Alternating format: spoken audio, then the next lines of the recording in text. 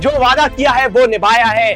आपकी मेहनत और लगन को देखते हुए हमने फाइनली लॉन्च कर दिए आपकी प्रैक्टिस के लिए बिटसेट 2026 प्रैक्टिस सीरीज। और यहाँ पर स्पेसिफिकली हम एलआर एंड इंग्लिश सीरीज में एंटर करने जा रहे हैं। ये पार्ट 1 वीडियो है और इस वीडियो के जरिए हम जो है लगातार हम प्रैक्टिस करते रहेंगे एलआर एंड इंग्लिश के क्वेश्चंस। कई स्टूडेंट जो है फिजिक्स, केमिस्ट्री, मैथ्स में कंफर्टेबल होते हैं लेकिन एलआर एंड इंग्लिश में स्ट्रगल करते हैं। तो इस सीरीज के माध्यम से हम कई सारे टॉपिक्स को कवर करेंगे, कई क्वेश्चंस प्रैक्टिस करेंगे और इसी तरीके से आप जो है बस अपना प्यार हमें देते रहिए। वीडियो को लाइक कीजिए, चैनल को जरूर सब्सक्राइब कीजिए, इसे ज्यादा से ज्यादा शेयर कीजिए जिससे कि आपकी प्रिपरेशन जो है काफी हद तक के मजबूत हो सके, क्योंकि हम ऐसे ही लगातार आपके लिए इंटरेस्टिंग वीडियोस बिटसेट 2026 से रिलेटेड लाते रहेंगे। चलिए स्टार्ट करते हैं अपनी प्रिपरेशन को। तो यहां पर अगर आप चाहते हैं कि हम ऐसे ही आपके लिए लगातार वीडियोस लाते रहे तो इस वीडियो को आपको ज्यादा से ज्यादा लाइक्स करने हैं। यहाँ पे अपना टारगेट है 100+ लाइक्स तक के, क्योंकि अगर आप इस टाइप के वीडियोस को लाइक्स करते रहेंगे तो हमें मोटिवेशन मिलता रहेगा कि हम और इसी टाइप के आपके लिए प्रैक्टिस सीरीज के वीडियोस बनाते रहे। इस पर्टिकुलर वीडियो में हम बात करने वाले हैं इंग्लिश के एक सबसे इंपॉर्टेंट टॉपिक जो है वोकैबुलरी। बहुत ही इंपॉर्टेंट है, इसमें सिनोनिम्स से रिलेटेड कई क्वेश्चंस देखने को मिलते हैं। तो इस वीडियो में हम ऐसे 5 वर्ड्स डिस्कस करेंगे जो कि अगर हम समझ लेते हैं इससे रिलेटेड एनोनिम्स, सिनोनिम्स, इसके मीनिंग और इसके यूजेज को, तो अगर कॉम्पिटिटिव एग्जाम में अपने बिटसेट में ये चीज आ जाती है तो डेफिनेटली हम इसे आसानी से सॉल्व कर सकेंगे। चलिए पहले वर्ड की तरफ चलते हैं। तो पहला वर्ड है अपना यूबिक्विटस। यूबिक्विटस का मतलब क्या होता है? यूबिक्विटस का मतलब होता है कि प्रेजेंट, अपीयरिंग और it could be found everywhere.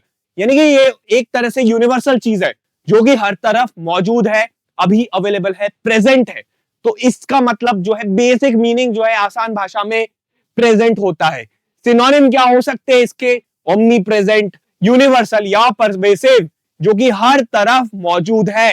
तो ये जो 3 वर्ड्स है इससे रिलेटेड वर्ड्स है। अगर इस टाइप के वर्ड्स भी हमें देखने को मिलते हैं तो हमें आसानी से इधर पे जो है रिलेट कर लेना है कि ये वर्ड का मतलब है ये, और इसका जो है यहाँ पर पर्यायवाची वर्ड है यूबिक्विटस, यानी कि सिनोनिम इन क्लियर वर्ड्स। इसका अगर हम एनोनिम देखें, यानी कि अगर इसका हम जो है अपोजिट मीनिंग देखें, तो ये है रेयर या स्केर्स। ऑब्वियसली जो चीजें जो है अबंडेंट मात्रा में पाई जा रही है, हर तरफ मौजूद है, तो वो यूबिक्विटस है। और जो चीज काफी रेयर है, यानी कि बहुत कम है, तो वो क्या है? स्केर्स है। तो उसी तरीके से ये वर्ड्स हो गए इसके एनोनिम। यूजेज क्या हो सकते हैं? Smartphones have become ubiquitous in today's society. It has become today's pervasive everywhere. हर तरफ यूनिवर्सल है, हर तरफ मौजूद है, तो smartphones have become ubiquitous in today's society. तो इस तरीके से हमने जो है अपना पहला वर्ड समझ लिया है। चलिए अब दूसरे वर्ड की तरफ चलते हैं। तो हमारा यहाँ पर सेकेंड वर्ड है ल्यूसिड। ल्यूसिड ऐसे तो साउंड काफी इंटरेस्टिंग कर रहा है, आइए जान लेते कि इसका मतलब क्या है। तो यहाँ पर इसका मीनिंग है expressed clearly, easy to understand. यानी कि जो चीज जो है काफी अच्छे तरीके से एक्सप्रेस की जाती है, समझने में आसान होती है, वो ही लूसिड कहलाता है। बहुत ही प्लेन टर्म्स में, लेमन लैंग्वेज में इसका मतलब ये है कि इजी टू अंडरस्टैंड और it could be expressed clearly. इसका अगर हम सिनोनिम की बात करें तो सिनोनिम हो जाता है कि क्लियर, कोहेरेंट या आर्टिकुलेट। अक्सर हम देखते हैं कि he is very articulate in a speech, he is very clear in a speech, यानी कि जो बोल रहा है वो बहुत ही क्लियर है, आसान चीजों में हमें समझ में आ रहा है। तो क्लियर, कोहेरेंट, आर्टिकुलेट, ये जो है इस टर्म के सिनोनिम्स हो गए हैं। एनोनिम्स क्या हो सकते हैं? एनोनिम हो सकते हैं कंफ्यूजिंग, ऑब्स्क्यूर या एम्बिगुअस। यानी कि जो चीज जो है समझने में काफी मुश्किल है, तो वो वर्ड्स जो होते हैं वो हमारे इस वर्ड के एनोनिम कहलाएंगे। कंफ्यूजिंग, जिसको सुनकर के हम कंफ्यूज हो गए। ऑब्स्क्यूर, ऑब्स्क्यूर भी एक जो है कॉम्प्लिकेटेड टर्म है, लेकिन इसका मतलब ही कंफ्यूजिंग होता है, जो कि हमें आसानी से समझ में नहीं आ सके। साथ ही साथ एम्बिगुअस भी वही होता है। तो ये जो है हम वर्ड्स जो है इसे कोरिलेट करके आसानी से याद रख सकते हैं। इसके यूजेज देख लेते हैं। यूजेज है the teacher gave a lucid explanation of the complex concept.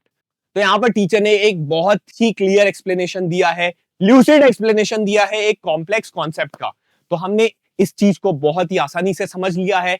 तो आसानी से समझ लिया है तो यही चीज जो है हमने ल्यूसिड वे में समझ ली है ना इंटरेस्टिंग? तो हमने बातों ही बातों में इसके यूजेज को भी जान लिया है। चलिए अपने थर्ड वर्ड की तरफ चलते हैं। तो थर्ड वर्ड है एफेमेरल। एफेमेरल का मतलब क्या होता है? It is lasting for a very short period of time. यानी कि जो चीज बहुत ही कम समय तक रही, बहुत लंबे टाइम तक हम उसे देख नहीं पाए, उसे विटनेस नहीं कर पाए या एंजॉय नहीं कर पाए, जो कोई भी चीज हो सकती है, तो वो चीज जो है जो बहुत ही कम समय तक रहती है वो एफेमेरल होती है। सिनोनिम्स क्या हो सकते हैं? ऑब्वियसली टेम्पररी, जो चीज परमानेंट नहीं है, तो यहां पर टेम्पररी हो सकता है, फ्लीटिंग हो सकता है या शॉर्ट लिव्ड हो सकता है। तो ये जो थ्री टर्म्स है, ये थ्री टर्म्स जो है हमारे सिनोनिम्स में काउंट हो जाते हैं। एनोनिम्स की लिस्ट की बात करें तो यहाँ पर परमानेंट, जो चीज हमेशा रहती है, एवरी टाइम रहती है, एंड्योरिंग है, लास्टिंग है, वही जो है इस टर्म के यहाँ पर एनोनिम्स देखने को हमें मिल जाते हैं। तो ये जो है ऑपोजिट मीनिंग के जो है रिजेंबल करते हुए वर्ड्स हमें यहाँ पर नजर आते हैं। यूजेज की अगर बात करें तो fame can be ephemeral in the world of social media. Definitely ये चीज जो है, फेम जो रहता है वो शॉर्ट लिव्ड होता है। कोई भी व्यक्ति अगर जो फेम की तरफ राइज करता है, जिसे जो है जिसका बहुत ज्यादा नाम होता है, वो कुछ कम समय के लिए रहता है, उसके बाद में कोई नया व्यक्ति आके उसे रिप्लेस कर देता है और इसी तरीके से चीजें जो है ऑब्सोलीट हो जाती है। तो ये चीज जो है हमने देखी कि fame can B temporary in the world of social media, जहां पे इंस्टेंटली जो है ट्रेंड्स चेंज होते हैं, काफी चीजें जो है बदलती है बहुत ही क्विक पेस में, तो वहां पर जो है यहाँ पर फेम एफेमेरल है, शॉर्ट लिव्ड है। तो इस तरीके से हमने अपने थर्ड वर्ड को भी समझ लिया है। चलिए अपने दो वर्ड्स की तरफ आगे चलते हैं। आगे बढ़ने से पहले एक जरूरी बात, अगर आप अपनी बिटसाइट 2026 की प्रिपरेशन को बूस्ट देना चाहते हैं तो हमारी टीम ऑफ 10Q चैलेंज ने आपके लिए लॉन्च किया है बिटसाइट 2026 चैंपियंस कोर्स, जो कि आपकी प्रिपरेशन को नेक्स्ट लेवल पर ले जाएगा। इसे तैयार किया टीम ऑफ एक्सपीरियंस बिटसियंस ने फॉर फ्यूचर बिटसियंस लाइक यू, और ये एक ईयर लॉन्ग प्रोग्राम है। ये कोर्स आपका वैलिड रहेगा until June 2026 second attempt of BITSAT 2026 examination.